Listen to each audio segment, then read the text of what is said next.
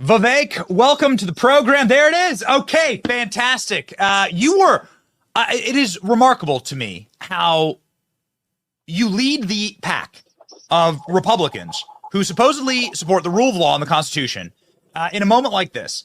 Because it's the rest of them are like licking their chops saying, wait a second, this could benefit me. Maybe I should stay now that Donald Trump's off the ballot in Colorado, boy, it'll be easier for me, Chris Christie, to win.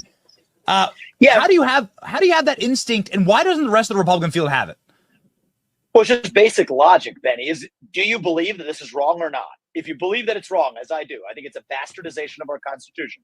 If you believe that there's an easy solution, I'm pragmatic. If every Republican effectively says they're not going to run on the Colorado GOP primary ballot with Democratic cabal of judges that are trying to nullify, then that takes Colorado out of the equation for who becomes the Republican nominee. If we want free and fair elections, let's each do our part to make it so. And so, look, I'm running to be the nominee, right? I don't want to win by the competition being eliminated. I want to win by convincing the voters of this country, but we want to do it based on principle. And so if you believe that, I think if every Republican eliminated themselves from the Colorado ballot, problem solved, because then the effect of this judge's ruling is totally nullified, as it should be. So I want to do my part. I'm not going to wait for the others to do this. I said, you know what? As soon as I heard the news, I said, this is obvious. I shouldn't be benefiting from Trump's elimination from the ballot, from this unconstitutional statist overreach.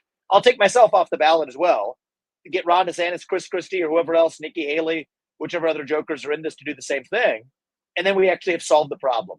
Now, the problem, Benny, is we hear radio silence from the others. Why? Because they're celebrating this as an opportunity.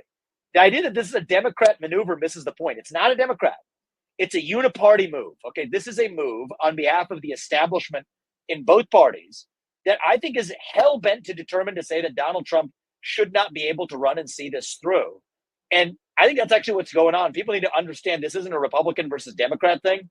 This is a Republican Party thing. I mean, this is happening right in the establishment of the Republican Party, of much of the mega donor class, of the Republican establishment. That's what's happening. And I think people, once they see their eyes to open that, will no longer talk about this in partisan terms.